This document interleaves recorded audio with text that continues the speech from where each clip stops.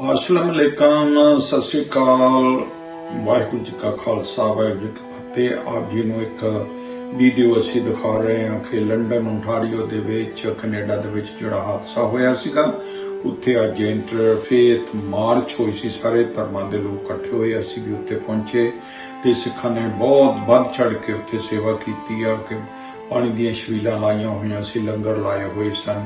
ਜਿੱਥੇ ਵੀ ਧਰਤੀ ਦੇ ਉੱਤੇ ਗੁਰੂ ਨਾਨਕ ਲੇਵਾ ਸਿੱਖ ਵਸਦਾ, ਉਸ ਦਾ ਤਿਆਰ ਰਹਿੰਦਾ, ਚਾਹੇ ਕਰੋਨਾ ਹੋਵੇ ਚਾਹੇ ਕੁਛ ਵੀ ਹੋਵੇ, ਤੇ ਅਸੀਂ ਆਪਣੀ ਜਾਨ ਦਾ ਬਾਜੀ ਲਾ ਕੇ ਉੱਥੇ ਤੇ ਅਸੀਂ ਭੂਮੇ ਤੋਂ ਪਹੁੰਚੇ ਹਾਂ ਤੇ ਇਹ ਕ੍ਰੋਸਿੰਗ ਦੇ ਉੱਤੇ ਜਿਹੜਾ ਇੱਥੇ ਤੱਕ ਚੜਾ ਕੇ ਸਾਨੂੰ ਆਫ ਕਰ ਦਿੱਤਾ ਤੇ ਇੱਕ ਮੁੰਡਾ ਜਿਹੜਾ ਉਹਨਾਂ ਦਾ ਬਚਿਆ ਹੋਇਆ ਹਸਪੀਟਲ ਦੇ ਵਿੱਚ ਆ।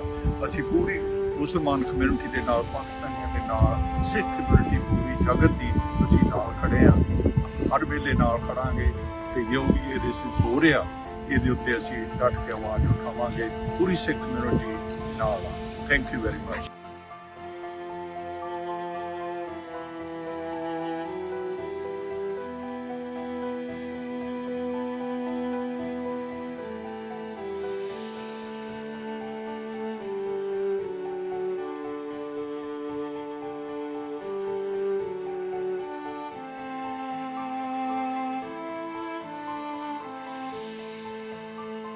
ਅਤੇ ਅੱਜ ਅਸੀਂ ਲੰਡਨ ਓਨਟਾਰੀਓ ਦੇ ਵਿੱਚ ਜਿੱਥੇ ਕਿ ਐਕਸੀਡੈਂਟ ਹੋਇਆ ਸੀਗਾ, ਪਾਕਿਸਤਾਨੀ ਫੈਮਿਲੀ ਦੇ 4 ਮੈਂਬਰ ਜਿਹੜੇ ਨੇ ਉਹ ਇੱਥੇ ਮੌਤ ਹੋ ਗਏ ਤੇ ਉਹਨਾਂ ਦੇ ਇੰਟਰਫੇਥ ਮਾਰਚ ਸੀ, ਉੱਥੇ ਅਸੀਂ ਇਕੱਠੇ ਹੋ ਕੇ ਆਏ ਹਾਂ ਤੇ ਅਸੀਂ ਭੂਮੇ ਤੋਂ ਪਹੁੰਚੇ ਹਾਂ ਤੇ ਇਹ ਕ੍ਰੋਸਿੰਗ ਦੇ ਉੱਤੇ ਜਿਹੜਾ ਇੱਥੇ ਤੱਕ ਚੜਾ ਕੇ ਸਾਨੂੰ ਆਫ ਕਰ ਦਿੱਤਾ ਤੇ ਇੱਕ ਮੁੰਡਾ ਜਿਹੜਾ ਉਹਨਾਂ ਦਾ ਬਚਿਆ ਹੋਇਆ ਹਸਪੀਟਲ ਦੇ ਵਿੱਚ ਆ।